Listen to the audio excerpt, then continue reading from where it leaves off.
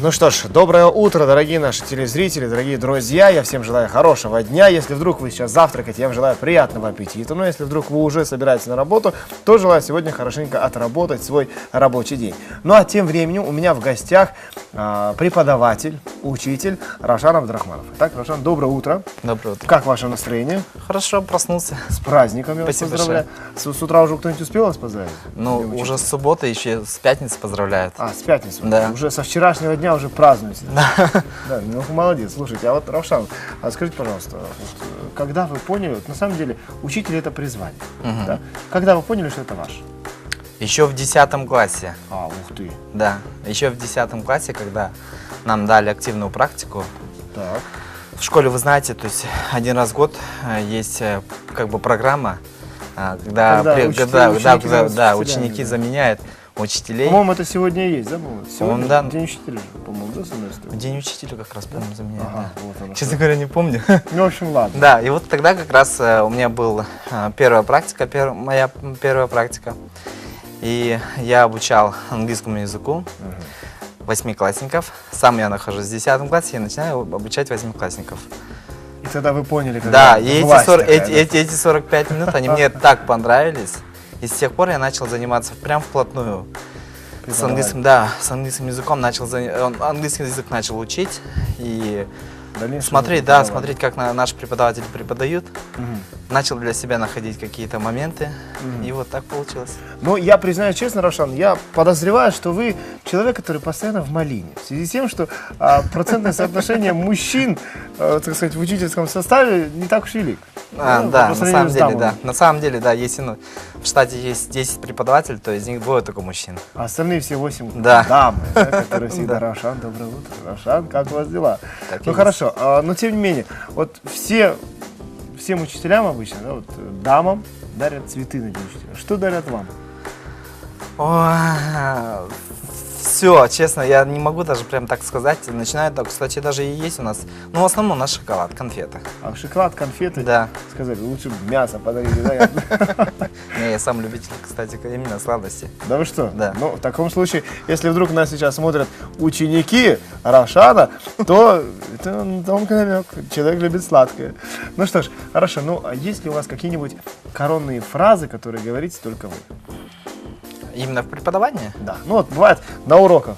Вот ваша фраза, не знаю, может, вы здороваетесь как-то по-особенному, или прощаетесь, или вот ругаете как-то особенно. Ну, ругаться я не ругаюсь, прощаться.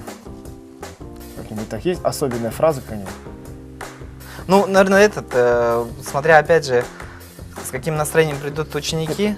Нет, ну а вот систематически нет такого? Систематически я не наблюдаю, честно. Может быть, надо, наоборот, у моих учеников спросить. Ну, в таком случае мы сейчас посмотрим небольшой сюжет по теме. Самые коронные фразы, которые произносят учителя. Давайте же посмотрим. Итак, дорогие телезрители, смотрим, какие же фразы самые коронные у наших учителей. Поехали.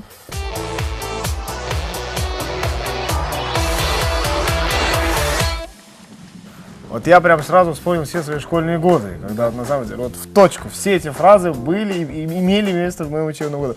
Ну а все-таки у вас как складывается? Был какой-нибудь любимый преподаватель в вашей же учебной? До сих пор, конечно, нет. Много преподавателей.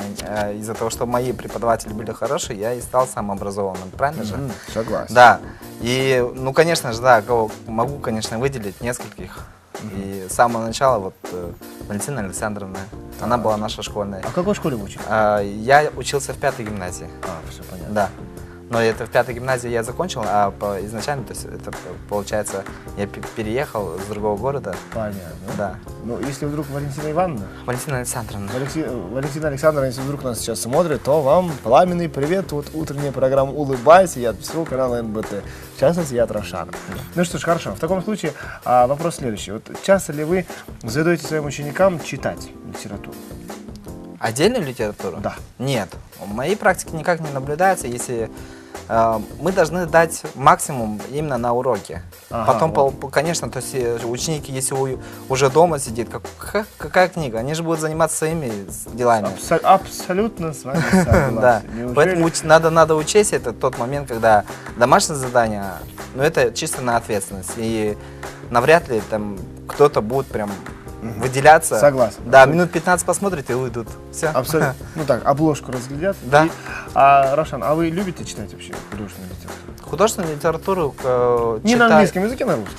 читаю, но больше я читаю по все-таки психологию, методологию. Ну, в таком случае Зарина Хасанова уже сейчас, она недавно была в спортзале, но сейчас она находится в книжном магазине и сейчас готова со всеми нами поделиться интересной информацией о том, какую же книжку иногда нужно прочитать, если вдруг у вас, так сказать, посеял вопрос, что же прочитать сегодня, чем бы занять свой вечер. Итак, дорогие друзья, внимание на экраны, для вас читающая нация вместе с Зариной Хасановой. Давайте посмотрим.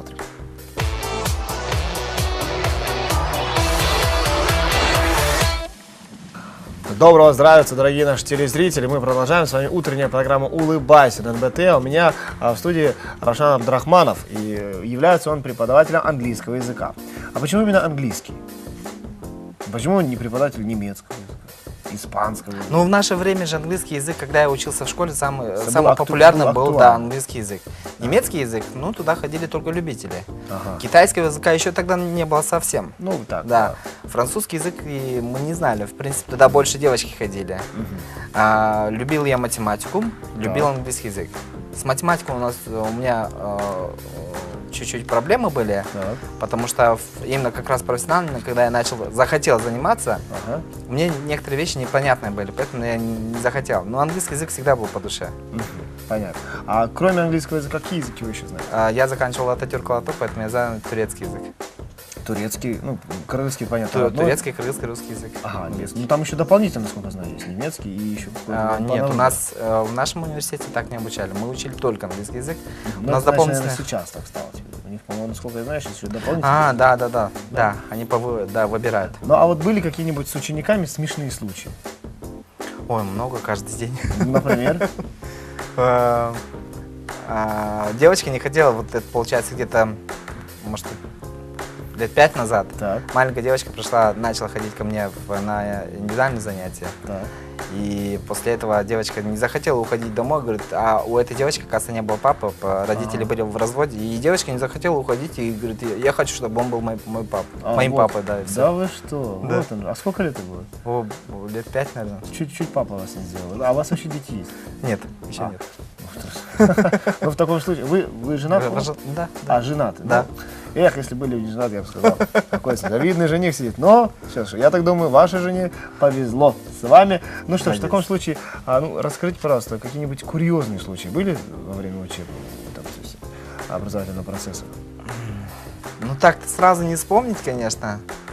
Ну хорошо, пока вспоминайте, но а вообще, с кем легче работать? С маленькими учениками или со взрослыми? Со взрослыми нет, ну и там, знаете, вот вы сами, наверное, понимаете, да, если я буду вас учить, то мне потребуется больше сил, чем маленьким, потому что потому что вы же уже состоявший мужчина, вы состоящий человек, то есть у вас есть свои какие-то нравы, мировоззрение, то есть отношение к учителю, а маленьких можно просто говорить там, учите, сделайте, и они будут это делать. Ага, вот он. Да. Ну, они более как-то, не знаю, более серьезнее, может быть, более ответственно относятся, чем старшие. Ну, у старших-то ведь есть, у вас же тоже, например, вот если вы будете ко мне ходить на уроки, вы же, кроме этого языка, кроме моего урока, у вас же есть много дел, правильно же? Согласен. Ну вот, вы дома будете, то есть, вы дома сын, муж, правильно? То есть у вас... Сын, муж. Помимо этого, то есть у вас много дел, поэтому вы, наверное, не будете успевать там и более, может быть, меньше будете относиться как-то, менее серьезно будете относиться к урокам. Я думаю по-другому. Наоборот, взрослые люди платят деньги, с намерением идут туда на занятия. Мне казалось, они более серьезные. Ну, может быть, первые 2 месяца, а потом уже все это сразу входит в привычку. То есть ваша задача за 2 месяца быстрее, чем у них. Быстрее, да, обучить, пока есть интерес и пока есть время. Ага, и пока есть деньги. Пока есть деньги, да. Понятно, ну все, хорошо, ладно, Рошан. В таком случае сейчас прошу вот от Рошана пару советов, чтобы день был хорошим, позитивным. Вот будут сегодня наши телезрители ходить унылые такие, а потом раз смотрят. Рошан же с утра же говорил, что нужно, оказывается, вот так вот. Прошу, в камеру нашим телезрителям пару советов, прошу. На сегодняшний день? На сегодняшний. Желаю, чтобы этот день был самым успешным. Каждый раз Вот с утра я стою и всегда молюсь, чтобы этот был день, чтобы именно этот день был успешный, и этот день был более продуктивный, чем другие дни. Желаю, чтобы вы сегодня полюбили себя, полюбили этот день, полюбили свою профессию. Если вы еще до сих пор ищете свою профессию, либо до сих пор вы не можете найти себя именно в этой жизни, то именно пусть этот день случится чудо, и вы наконец-то найдете свою профессию. Браво, браво, Равшан, большое спасибо. Я вам желаю хорошего продолжения дня. Мы всегда в нашей студии рады приветствовать таких интересных, интеллигентных людей, как вы.